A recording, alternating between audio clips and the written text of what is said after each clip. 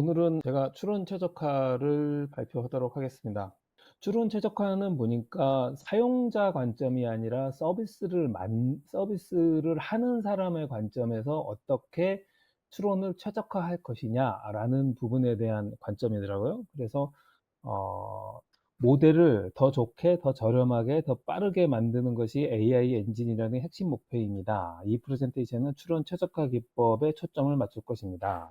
딥러닝 비용을 개발하는 일에는 많은 비용과 시간이 소요되지만 배포한 모델을 사용하는 것 또한 많은 리소스가 필요합니다. 때문에 딥러닝 모델을 사용하거나 제공하는 기업들은 경량화와 추론화를 최적화해야 합니다. GPU 시간을 조금이라도 줄이기 위해서입니다.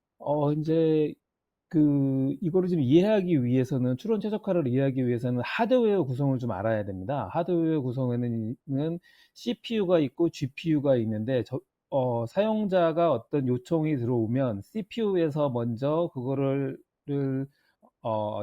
양자화가 아니라 이거를 서비스 할 수 있는 형태로 만들고, 그거를 어떤 서비스를 할 것인가를 쭉 GPU에다가 던지고, 그거를 다시 모으고 또 다시 GPU에다 던지고, 그 과정에서 엄청나게 많은 그런 CPU와 GPU 간의 트랜잭션이 발생을 하는데, 그거를 어떻게 최적화할 것이냐라는 거예요. 근데 제가 보기에는 이 책이 쓰여지는 시점이 좀 옛날 관점이어서 그런데, 최근에는 지금 뭐 맥이라든가 뭐 엔비디아라든가 이런 데 보면은 CPU와 GPU를 그래서 자기네는 일체화해서 속도를 빠르게 했다, 이런 관점들이 굉장히 많아서, 그래서 저는 일단은 상대적으로 최적화가 옛날에는 굉장히 그 단계, 이렇게 병목 현상을 줄이기 위한 게, 그런 과정들이, 노력이 중요했었는데 상대적으로 지금은 덜 중요해지지 않았나라는 그런 생각이 듭니다. 이게 병목 현상이라는 게 CPU와 GPU 사이에 이제 왔다 갔다 하는 그것들을 제어하는 거를 이제 CPU와 GPU, 그리고 이제 계산이라는 건 뭐냐면, 실제적으로 뭐 모델을 실제적으로 이제 뭐 암호화를 푼다거나 이랬을 때 실제적으로 로직이 많이 걸리는 시간이니까, 로직이 많이 걸리는 시간 때문에 병목 현상이 발생할 수도 있고, CPU와 GPU 간에 트랜잭션이 일어나면서 이게 발생할 수도 있고, 그리고 이제 메모리 용량 제한이 있을 수도 있고, 뭐 그런 내용인데, 어, 여기 보면은, 여기 지금 이 물방울 떨어지는 모양에서 이제 요게 이제 뭐를 나타내는 거냐면, 어, 상대적으로 지금 잘못되고 있다라는 거예요. 이게 메모리 치환이 많이 일어나면서, CPU와 GPU 간의 메모리 치환이 많이 일어나면서 상대적으로 잘못되고 있으니, 요런 그러니까 실제적으로 서비스하기 전에 이런 걸 체크하는 그런 방법들이 있는 것 같습니다. 그래서 그걸 체크해 보면은, 요런 현상들이 많이 발생을 하면 요건 좀 개선할 필요가 있다라는 그런 부분이, 여기서 최적화할 수 있는 부분이 이 여기 왼쪽 메모리 바운드와 컴퓨트 바운드가 만나는 요 지점에서 최적화가 된다라는 것을 보여주기 위한, 그래서 그렇게 되도록이면 서비스를 만들어라 라는 부분에 대한 그림입니다. 그 부분 첨언을 하면 이 되게 중요한 그림이거든요. 그러니까 결국 이제 요 파란색 영역은 그러니까 데이터가 들어온 데이터 적은 거 처리해야 될 게 적은 거예요. 지금 CPU가 남아 돌고 있는 오른쪽은 데이터가 처리해야 될 게 너무 많아서 이제 GPU 코어의 계산력이 딸리는 거거든요. 저 녹색 부분 말씀하시는 네네네. 거죠? 예. 그러니까 그러니까 들어오는 걸 어떻게 처리하냐. 그러니까 예를 들어 뭐 시퀀스 랭스라던가 아니면 배치 크기 같은, 그러니까 한 번에 몇 개를 처리할 것인가 이런 거를 이제 조절을 하는데, 아니면 이제 그 조정하는 방법을 이제 멀티 GPU를 써가지고 이제 로드 밸런싱을 하던가 뭐 이런 세팅을 할 거 아니에요. 근데 그때 그 최적점을 맞춰야 된다, 그런 얘기예요. 그래서 결국 이제 요 그림이 이제 어떻게 보면은 계산 병목, 그러니까 되게 그 메모리 바운스랑 컴퓨터 바운스가 이제 계속 나오는 얘기거든요. 그 핵심적인 내용이다라고 인식해서 넘어가시면 돼요. 이게 근데 실제로 서비스 할 때 요렇게 다 체크해가면서 하시나요? 그러니까 저는 서비스를 안 쓰고 서비스를 안 하고 이제 제 스스로 서비스를 하거든요. 무슨 얘기냐면 이제 제가 이제 회사에서 VLLM을 띄워가지고 이제 사내에서 저희 팀이 쓰는 GPU 서버를 띄워가지고 뭐 간단한 예를 들어 뭐 이런 거죠.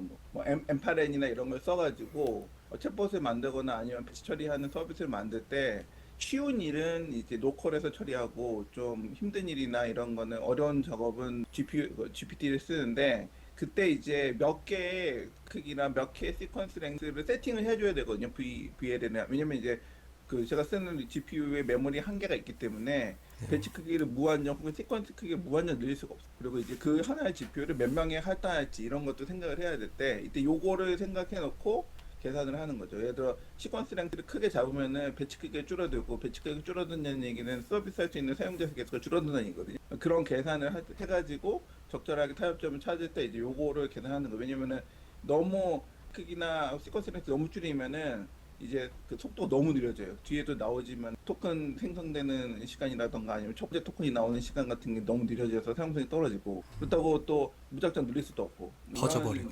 그런 것들을 이제 할 때 이제 결국 요 그림 기반으로 계산을 해서 이게 보통은 그러니까 이게 지금 LLM 얘기로 집중해서 얘기를 하지만 LLM 아니어도 일반적으로 프로파일링 하는 프로그램을 같이 내가 쓰는 서비스 하는 동안 프로파일링 하는 툴을 껴놓고 뭐 내가 CPU 코다나 이런 걸 써서 계산한 코드를 짰다라고 하면은 코다로 이제 GPU 메모리에 뭐 어떤 제가 데이터를 올릴 거잖아요.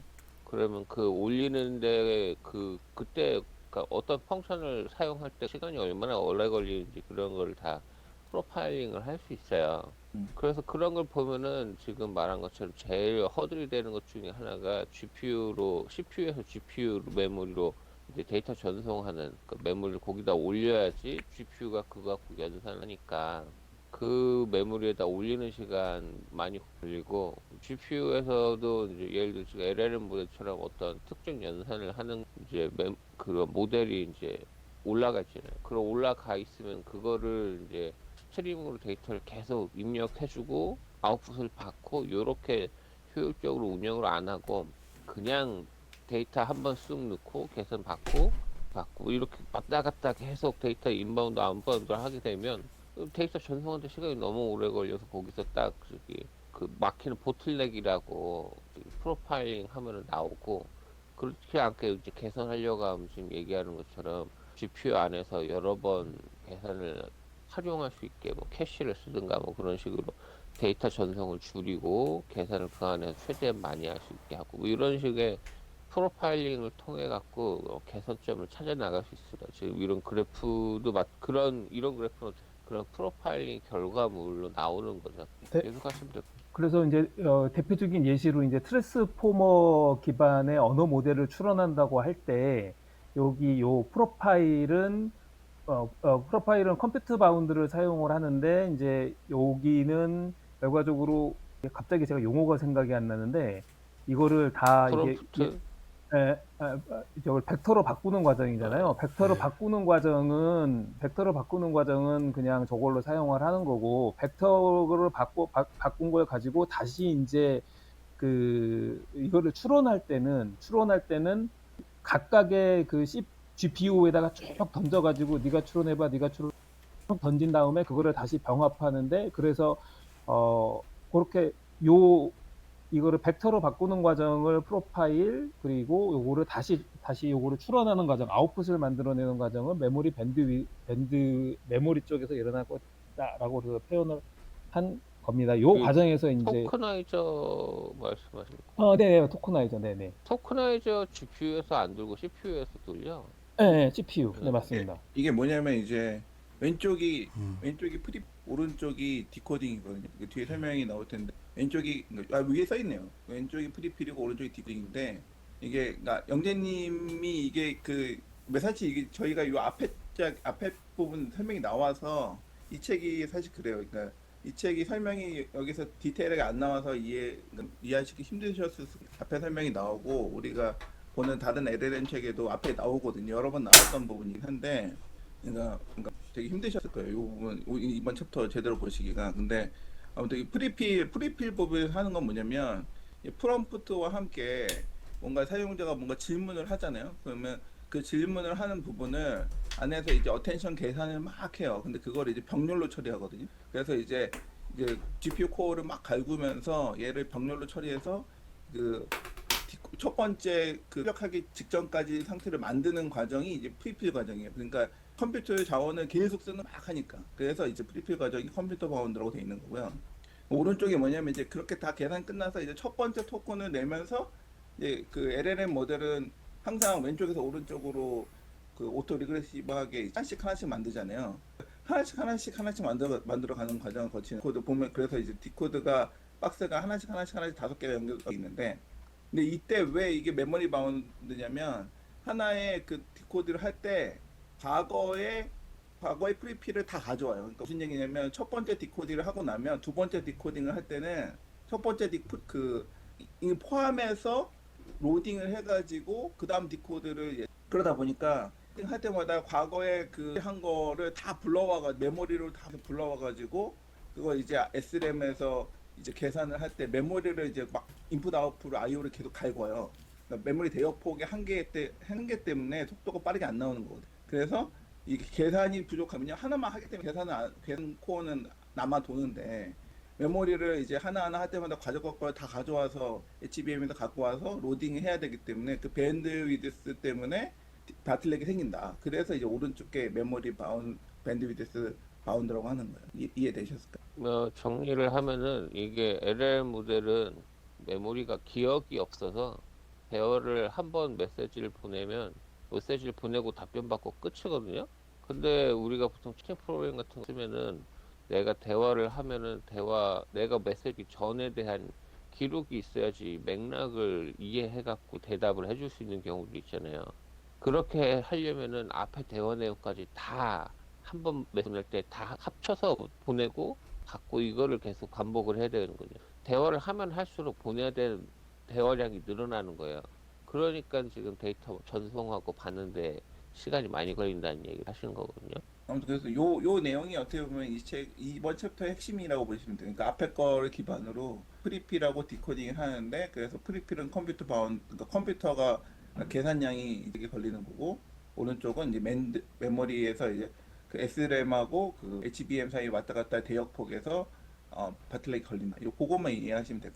추론 성능 지표는 뭐 지연 시간도 중요하고 처리량도 중요하고 얼마나 잘 활용하느냐 그리고 유효 처리량 뭐 이런 것들을 다 체크를 해서 한다라는 이제 그런 내용이고 AI를 가속을 하려면 CPU, GPU 그리고 특속기 이런 부분들이 있는데 결과적으로는 CPU와 HBM 여기 HBM은 보니까 CPU는 초당 25GB 데이터를 처리를 하고 HBM은 초당 1.5TB 그리고 GPU는 초당 10TB를 처리를 한다고 합니다. 그래서 이제 그런 부분에 대해서 내가 어떤 부분은 CPU로 할 거냐, 어떤 부분을 GPU로 던질 거냐, 뭐 이런 부분에 대해서도 또 생각을 하면서 해야 된다라는 그런 내용이죠.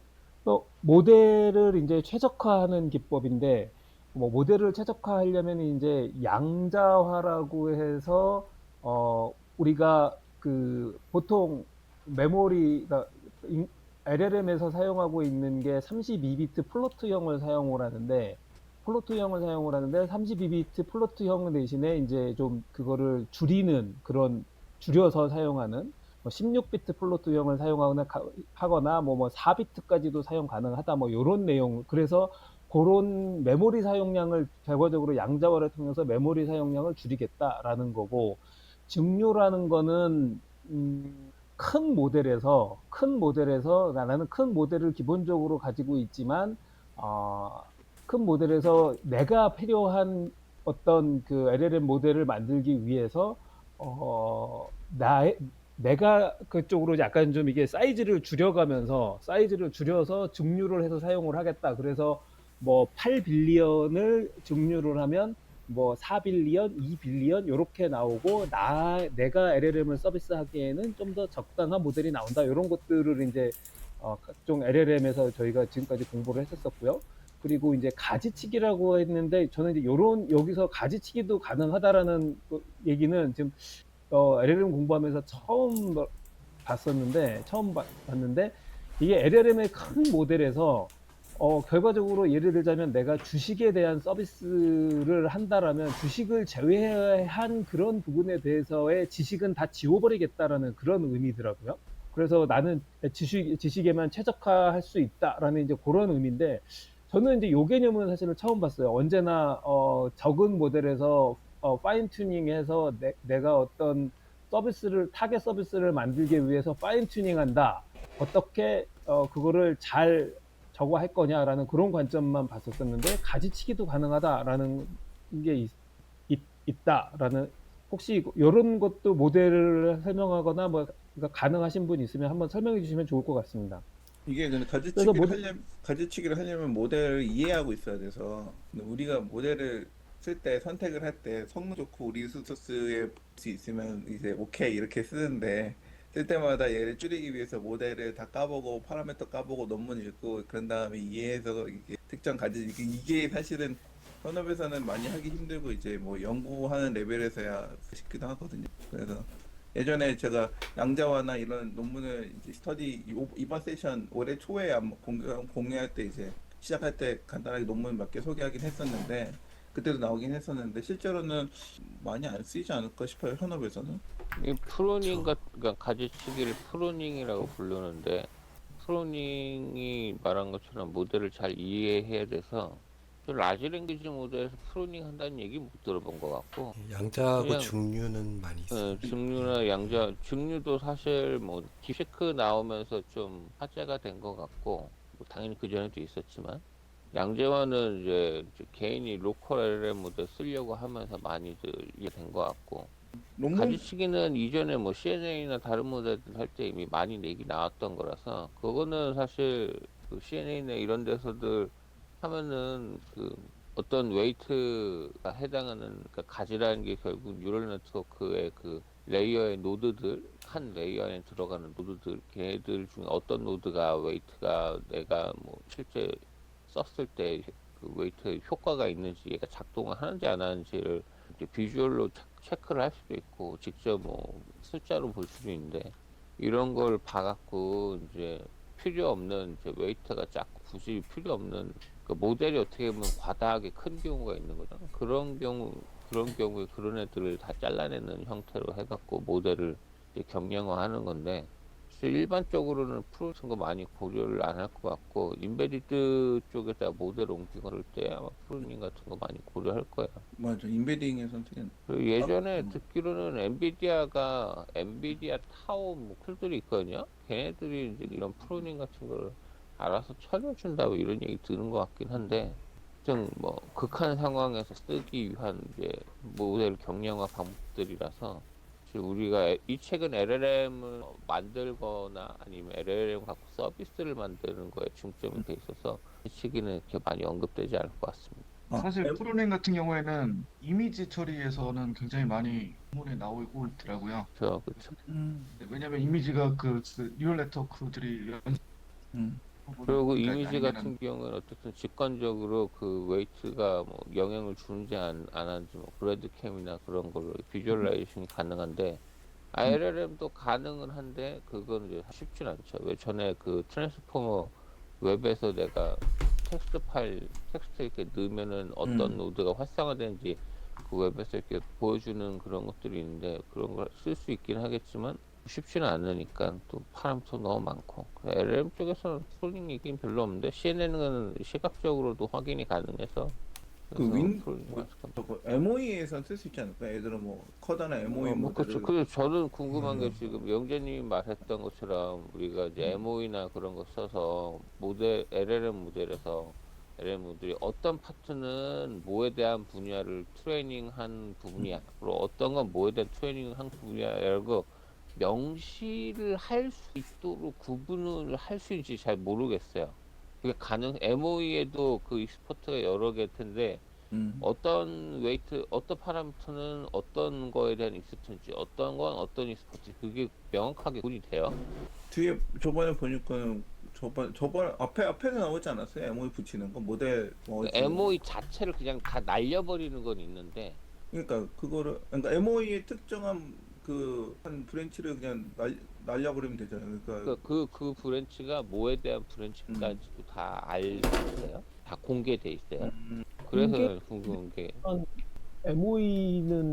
MOE라고 공개는 안 돼 있지만 그 내부적으로 이렇게 약간 생각을 해보면 내부적으로 모델을 여러 개 가지고 이렇게 내가 모델을 바깥에 가지고 있을 거냐 내부적으로 그거를 가지고 있을 거냐 요 개념이잖아요.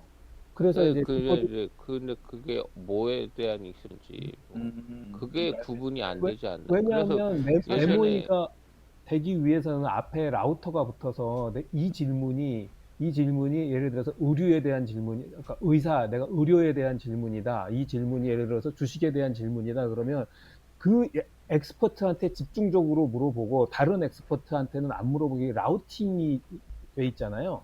그 개념이 있기 때문에 차라리 MOE에서는 이게 모델이 어떤 부분에 어떤 게 저장돼 있다. 이 부분이 오히려 더 명확할 것 같아요. 그러니까 그러니까 지금 제이님 말씀하신 예. 제이님 말씀이 이제 그렇게 그건 맞는데 MOE가 예를 들어 5개 있으면은 예를 들어 내가 의료 관련된 것만 남기고 나머지 날릴 거야. 그러면 어떤 게 의료 관련된 건지를 어떻게 아냐는 거야. 뭐 젠마나 이런 공개된 오픈소스 모델에 그 MOE가 붙어 있으면 MOE에 어떤 라우팅도 어떤 애가 내가 관심사를 갖고 있는 거에 특화되어 있는 건지 그게 공개가 안 돼 있지 않나 싶어서 그걸 말씀드린 거고. 그거는 그 뭐지? 변수 그러니까 웨이트에 대해서 공개할 때 거기 설명이 나와 있으면 그걸 찾아봐. 안 나와 있던 것 같아요. 모르겠어요. 네. 그래서 뭐 옛날에만 안 보면은 나왔지. MOE가 뭐 오류를 발생하는 경우가 있어갖고 어떤 MOE 그 레이어만 날려버리고 돌리라고 막 그런 코멘트 본 적 있거든요. 그래서 아니면 정말 자기 관심 있는 것만 데이터를 그러니까 물어보면서 MOE를 하나씩 날려보면서 뭐 그래야 되겠죠 사실. 떡잎 왜냐면 떨어지는 게 어떤 건지를 찾아야겠네요. 그렇죠. 근데 뭐 MOE가 뭐 수식씩 있지 않을 거 아니에요. 우리가 쓸 수 있는 맞아요. 수준이면 몇 개 안 될 테니까. 그리고 네. 사실 MOE가 그렇게 크리티컬하게 그러니까 물론 이제 최대한 덜어내려고 MOE도 이제 그렇게 할 수 있는데 전체 모델 사이즈에서 MOE는 사실 작은 부분이잖아요. 그래서 MOE를 덜어내는 게 의미가 있는지 잘 모르겠고 여튼 네, 진행하십시오. 지금까지 설명드렸던 거는 모델 압축에 관한 거고 자기 회귀 디코딩 최적화라는 거는 결과적으로 내가 먼저 질문한 거를 다시 그거를 이용해서 LLM을 다시 만들다 보니 내가 이전에서 질문한 것들을 그대로 이제 다시 사용을 한다라는 이제 그런 관점인데 그런 관점 중에서 이제 추측적 디코딩, 참조를 통한 추론, 그리고 병렬 디코딩 이런 것들이 있는데 요런 그러니까 이게 이제 저게 일단은 넘어가겠습니다. 갑자기 용어들이 잘 생각이 안 나네요. 추측적 디코딩이라는 거는 어떤 거를 먼저 어떤 질문이 들어오면 거기에 대해서 이제 답변을 하는 거죠. 답변을 내가 다 답변을 하는 게 아니라 먼저 추측을 하는 거예요. 먼저 추측을 해서 그것들이 다 합쳐서 만들어내겠다. 그리고 이게 더 CPU도 많이 걸리고 뭐 성능이 더 느리지 않을까라는 생각을 했었었는데 이런 부분은 여기서 이제 장점이라고 내세우는 게 병렬화가 가능해서 생성이 더 빠르다라는 그런 내용이더라고요. 그리고 참조를 통한 추론은 내가 이전에 토큰을 이전에 생성한 질문에 대해서 그런 토큰들을 그대로 다시 사용을 한다라는 거가 참조를 통한 추론이고 그런 것들을 좀 더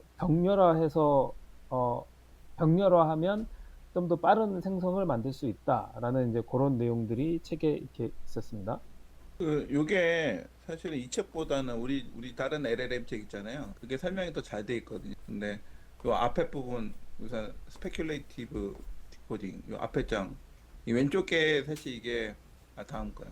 이 왼쪽 보시면은 이제 왼쪽 부분이 이제 사실은 추측적 디코딩, 스페큘레이티브 디코딩 거잖아요. 요게 이제 모델 2개 쓰는 건데 하나는 조그만 모델을 쓰고 이제 초안 모델이 조그만 모델이고 목표 모델이 좀 좋은 모델이거든. 근데 이거를 두 개를 쓰는데 이게 왜 속도가 빨라지냐면 그 초안 모델을 할 때는 얘가 디코딩을 하는 거예요. 그러니까 한 번에 하나씩 이렇게 추론을 해요. 그럼 이제 얘가 이제 초안 조그만 모델이니까 빠를 거 아니에요? 근데 막 하는데 그럼 그 결과를 가지고 목표 모델이 동시에 예를 들어 초안 모델이 뭐 K개 토큰을 먼저 생기면 이 K개를 목표 모델은 동시에 이제 결과가 나와 있으니까 시에 이제 그거를 병렬로 검증을 한. 그래서 그 K개 중에서 뭐 한 뭐 K-5개까지만 맞추고 그 다음에 틀렸다 그러면 그 K-5개까지만 초안 모델이 작성한 거를 쓰고 그 다음부터는 이제 목표 모델이 한 걸로 뭐 검증하거나 아니면 다시 한번 초안 모델 돌리거나 뭐 이런 식이거든요. 그러니까 결과적으로 어떤 결과가 나오냐면 쉬운 거는 초안 모델이 빨리빨리 맞추고 그리고 약간 어려운 부분은 목표 모델이 이렇게 해가지고 병렬로 처리해서 맞추게 하고 또 검증하고 또 병렬로 처리하고 뭐 이렇게 해서 전반적으로 속도가 올라간다 뭐 이런 얘기예요. 그래서 실제로 우리가 이제 이거를 쓸 수도 있죠. 그러니까 무슨 VLLM이나 VLLM에서 지원한다고 돼 있네요. VLLM에서도 모델을 이제 두 개를 GPU를 두 개를 혹은 뭐 여러 개를 쓰면서 여러 개 쓰면서 이제 하나의 초안 모델로 이제 똑같이 구현을 할 수 있다라는 거죠. 그래서 만약에 정말 빠른 속도로 처리할 거면 이제 요걸 쓸 수 있을 것 같아서 저도 머릿속에 넣어두고 있는. 예전에 송층층 그 발표했던 것 같은데 그림 예전에 그리는 거. 예전 그 앞에 LLM 책에 그림까지 되게 잘 그리고 이 책보다 그 책이 낫더라고요. 요 설명은. 그래서 그 우리 한국 그 작가분이 더 설명을 잘했어요. 그림도 훨씬 더 이해하기 쉽고 이거보다. 이 뒤에 병렬 그게 플래시 어텐션 얘기였던. 병렬 리콜. 이거는 전에 책에 없었던 것 같은데 이 메두사 뭐 해가지고 뒤에 이제 그 디코딩을 동시에 하는 건데 플래시 어텐션은 아니. 플래시 어텐션은 이 책에 나왔던가 여기? 플래시 어텐션을 그 타일링 해가지고 그러니까 어텐션하고 그 뭐죠? 그 소프트맥스를 타일링 해가지고 쪼개가지고 안에서 엔간하면 그 메모리 밖으로 안 나가게 안에서 다 처리하는 방식이고 이거는 단순히 이제 뒤에 LLM 뒤에 그 디코딩 하는 거를 이제 하나만 하는 게 아니라 그러니까 디코딩 하는 게 원래 바로 다음 거만 예측하잖아요. 근데 얘는 이제 그 다음 것뿐만 아니라 여러 개를 한 번에 그런 방식. 근데 이건 안 들어가. 네, 처음 들어요 여기서. 네, 그림이- 진행하시죠. 네. 네. 그래서 추론 최적화를 위해서는 동적 배치, 정적 배치, 동적 배치, 배치 처리도 중요하고 프로필과 디코드를 분리해야 된다. 프로필은 앞에서 그래서 봤었던 그 트랜스포머 하는 거를 프로필이라고, 디코드는 결과적으로는 이제 추론의 영역, 그것들을 분리해야 된다. 그리고 병렬화를 잘 해야 된다. 그리고 뭐 프롬프트 캐싱 이런 부분도 중요하다라는 그런 내용입니다. 요 페이지는 사실 요것도 지워버리려고 그랬는데 안 지워졌네요. 예. 요거는 뭐 이게 결과적으로 빠르게 처리하기 위해서는 뭐 정적 처리는 정적 처리는 이게 고정된 수의 입력이 들어와야지 이거를 처리를 한다. 상대적으로 처리는 빠르지만 답변 속도가 이게 안 차면 답변 속도가 느릴 수 있다. 그래서 이제 동적 처리는 이제 최대한 들어오는 대로 빨리빨리 이거를 처리를 하겠다. 많이 들어오면 많이 처리를 하겠다. 뭐 그런 내용이고, 뭐 그런 내용입니다. 그래서 추론 최적화의 미래는 하드웨어가 계속, 하드웨어도 중요하고 알고리즘도 중요하고 결과적으로 더 스마트한 리소스 할당과 워크로드 관리가 중요하다라는 그런 내용입니다. 그래서 저는 이제 위의 내용들은 그닥 그렇게, 결과적으로 이제 핵심은 뭐냐면 모델을 경량화해야 된다. 모델을 глав화 위해서는 가중치 양자와 뭐 가지치기, 모델 압축, 모델 양자화 이런 부분들, 그리고 이제 추론을 속도를 가속화하는 방법으로는 뭐 하드웨어 가속기를 활용을 하고 뭐 가속화 라이브러리 같은 거 잘 이용한다. 배치를 잘 처리를 한다. 그리고 뭐 양자화를 잘한다. 뭐 요런 내용입니다. 근데 그래서 요런 부분들은 사실 이제 제가 이런 부분들을 직접 하나하나 컨트롤할 일이 저는 사실은 아직까지 서비스를 만들어 본 적은 없어서 있나라는 이제 그런 관점에서 중요하지 않는 거 아니냐라는 말씀을 드렸던 건데, 일단은 직접 서비스를 하시는 분들도 있으니까 근데 제가 이제 제 관점으로 한번 봤습니다. 결과적으로 예를 들자면 이제 이런 서비스를 만들고 싶은 거죠.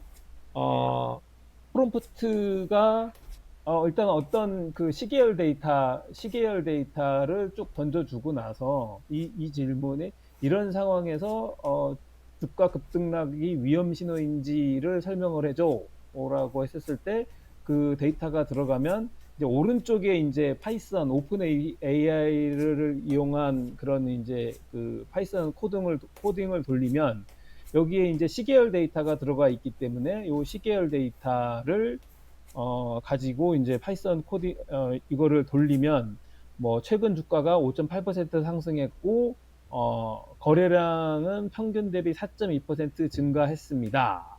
인 거죠.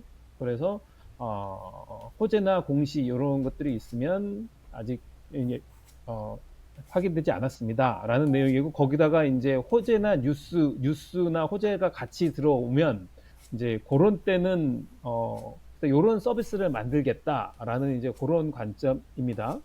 그런 관점이고 결과적으로는 라마 인덱스나 뭐 이런 레그 아키텍처를 이용을 해서 라마 인덱스 기반 레그 아키텍처를 이용을 해서 쭉 이제 그 사례들 위에서 제가 했던 그런 서비스를 만들기 위해서 과거 사례 데이터들을 만들어서 이렇게 쭉 집어넣는 거죠. 쭉 집어넣으면은 이게 이제 쭉 집어넣으면 벡터에 들어가 있을 거고 벡터에 들어가 있는 것들을 유사한 시점을 내가 지금 현재 상황과 유사한 시점을 검색해줘. 그때 이후에 어떤 일들이 어떤 뉴스가 있었고 그 이후에 주가가 어떻게 됐는지를 나한테 알려줘라는 서비스를 만들 수 있다.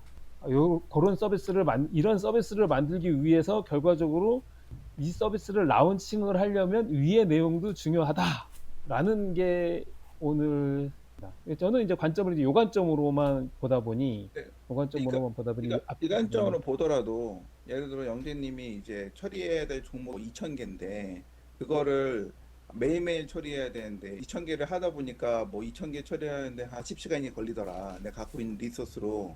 그러면 이제 매일매일 돌려야 되는데 다음날 장 시작하면 의미가 없잖아요. 그런데 여기다 이제 요 구조를 이제 조금 바꿔서 예를 들어 VLLM을 쓰고 종목을 1,000개 2개로 나누거나 아니면은 뭐 500개씩 4개로 나눠가지고 병렬 처리를 했더니 뭐 구동 시간이 뭐 20시간 혹은 10시간까지 줄어들어.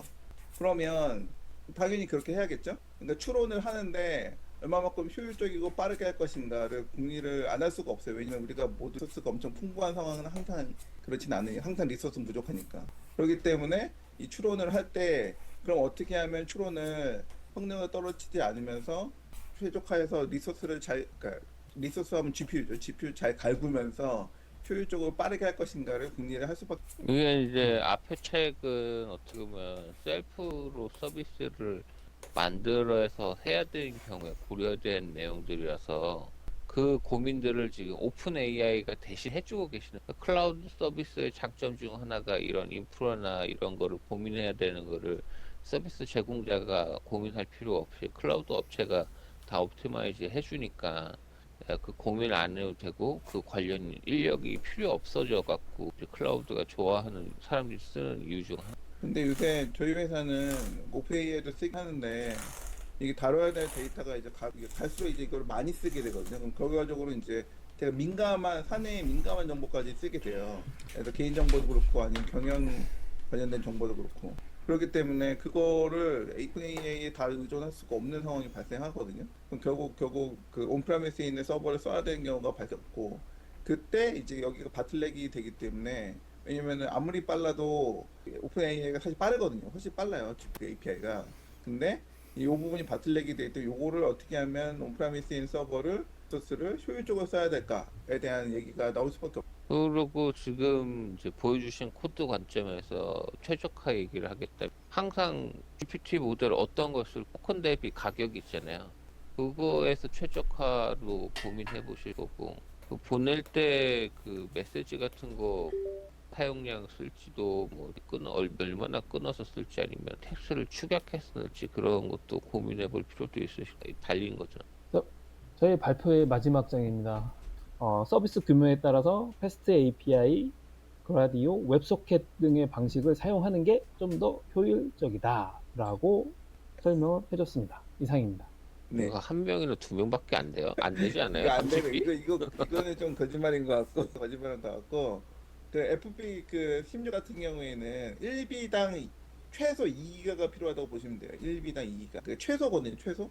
왜 최소라고 얘기하냐면 이제 그 학습하고 다르게 그 추론을 할 때는 케이블 캐시가 그러니까 케이블 캐시가 있어야 되기 때문에 그러니까 여기 7B라고 하잖아요. 7B면 2기가니까 그러니까 14기가고 23B만 해도 26기가라서 4090에 16기가 16에 모델이 안 돌아가요. 시트는 안 돌아가고 대신 이제 13B 모델 그 인트 4로 4비트로 하면은 올라가거든요. 한 대략 18기가 뭐 정도 먹었던 것 같은데 저희가 회사에 쓰는 게 3090이라서 그 정도 올라가는데 그러면 이제 18기가 정도 올라가고 그러면 나머지가 이제 24기가에서 13B 모델 말하는 거예요. 인트 4로 양자화한. 그러면 이제 한 14에서 빼면은 아마 6기가 정도 남잖아요. 그러면 이제 한 인당 그러니까 하나의 배치당 하나의 쿼리당 캐시를 고려하면 빼고 나면은 2, 3기가 필요하기 때문에 그러면은 한 한 명, 두 명이거든요. 한 두 명 정도 가까이. 그러니까 이게 실제로는 저렇게 안 돌아간다라는 거고요. 그것도 패스트 API를 쓰는 게 아니라 이제 VLLM을 썼을 때 얘기해요. VLLM을 써서 이제 보면은 이제 올라마 같은 거 많이 쓰시는데 올라마는 병렬 처리가 안 되거든요. 근데 VLLM은 병렬 처리가 패스트 API로 저게 안 될 텐데. 패스트 API로 저런 식으로. 저 그러니까 패스트 앱이나 스텝릿은 그냥 웹에서 UI 네. 같은 걸로 해갖고 보내면 이거를 뭐 모아갖고 쿼리 형태로 모아갖고 저 GPU한테 이 사람이 보내준 메시지를 쓰고 그러니까 배치를 어떻게 할지 그런 거 할 때나 좀 써볼만 하는 거. 그러니까 VLLM을 쓰면은 아마 4090 같은 경우 한 두 명에서 한 아주 좋게 잡아야 한 4명까지 아마 가능할 것 같은데 그 정도인 거죠. 근데 이제 이걸 이제 VLLM을 쓰면서 예를 두 대나 뭐 VLLM이 멀티 뷰 지원을 하고 로드 밸런싱도 해주고 막 이래요. 그래가지고 그럴 경우에는 여러 명을 늘릴 수 있어요. 여튼 생각보다 많이 못 쓴다. 그렇군요. 저는 챗GPT한테 실제로 일단 계획만 이제 세우고 있고 만들어 본 적이 없어서 물어봤더니 이렇게 답변을 줘서 이거 물어볼 때는 그 검색 꼭 물어볼 때 이제 검색을 해서 알려줘 이렇게 하셔야 돼요. 왜냐면 이제 검색을 안 하면 이제 지가 갖고 있는 정보 기반으로 막 그 뭐지 발산을 해가지고 가상으로 막 만들어내거든요. 반드시 요새 웹 검색되죠? 검색을 해서 4090에서 VLLM을 썼을 때 몇 명까지 각 모델별로 몇 명까지 지원돼 이렇게 하면 아마 그나마 기존 사람들이 올린 데이터 기반으로 이렇게 저는 LLM이 보면 볼수록 사람이랑 똑같다라는 생각이 들어요. 그러니까 사람도 그러니까 임원이 누가 물어보면 그 숫자 맛 그냥 대략 이렇게 해가지고 거짓말 하잖아요. 일단 그 장면을 보면 해야 되거든요. 네. 모른다고 할 수 없죠. 임원이 물어봐. 근데 사실 여기 제가 요즘 스트림릿 때문에 골치가 아픈데 스트림릿 사실 이 토큰 사용량은 LLM에서 되지만 스트림릿에서는 그런 이제 토큰으로 연결된 전체 문장을 어딘가에 저장을 해야 되기 때문에 그게 이제 한 개 스트림릿에서 그 다중 접촉사들에 대한 모든 문장들을 포함하고 있어요. 그게 문제가 제일. 그거 안 쓰세요? 랭그래프의 체크 포인트 그런 거 안 쓰세요? 랭그래프는 쓰는데 랭그래프는 어차피 그 랭스미스 쪽에 연동돼서 백엔드 API에서 상황이죠. 랭그래프 네, 쪽에 그 네, 저거 메모리 기능 안에 체크 포인트 아이디라고 있거든요. 네, 네, 네, 네. 포인트 아이디를 세션 아이디로 할당할 수가 있어요. 그러면 이제 다시 그게 뭐냐면 이제 그 랭그래프에서 그걸 가지고 그렇죠, 나와야 되는 그렇죠, 거잖아. 그렇죠. 네, 거기서 스트림릿에서 갖고 나와야 되는 거고. 그러면 이제 결국엔 스트림릿에서 세션 스테이트로 이제 저장소를 할당을 해야 되는 그렇죠. 그거 그렇게 보통 그렇게 하는데, 그러니까 그렇게 하고 거예요. 만들어 그래서 놓은 게 랭스미스. 랭스미스는 그냥 그 랭스미스는 오저빌리티 들어간 거고 지금 말씀하신 메모리 기능은 랭그래프 자체 메모리 기능이 있고 음. 거기에 네, 이제 그 체크 포인트라고 하는 아이디가 있어서 사용자별로 혹은 세션별로 혹은 챗별로 그 네, 메모리를 관리할 수 있거든요. 그거는 네. 백단에서 그래서 해야지 프론트에서 하시면 네, 맞아요. 그래서 사실 지금 여기서 이제 왜 지금 요 장표에서 스트림님만 사용하면 15명에서 30명 이렇게 적혀 있잖아요.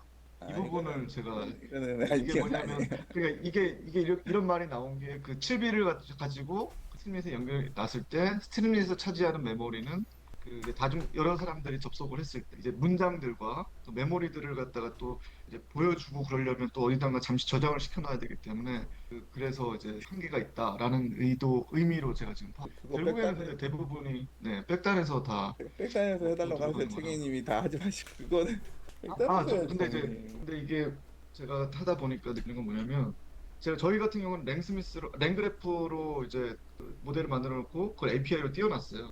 입력과 출력 답변을 갖다가 제가 받아야 되는데, 사실 중간 출력, 이제 랭그래프로 구조를 만들게 되면 LLM을 여러 번 쓰게 되는데, 그 LLM 쓸 때마다의 메모리를 기억을 그러면 이제 용량이 엄청. 근데 그 백단에서 놔둬도 이제 만약에 질문하는 사람은 어차피 프론트 단에서 질문을 하기 때문에 딱 백단에서 그 중간에 대한 정보를 갖고 와야 되는 상황이 발생. 그 얘기는 이제 다른 분들이 아직은 모르실 수 있으니까 일단은 무성님 네네. 설명 듣고 마저 이야기하도록 아, 하죠. 네, 맞습니다.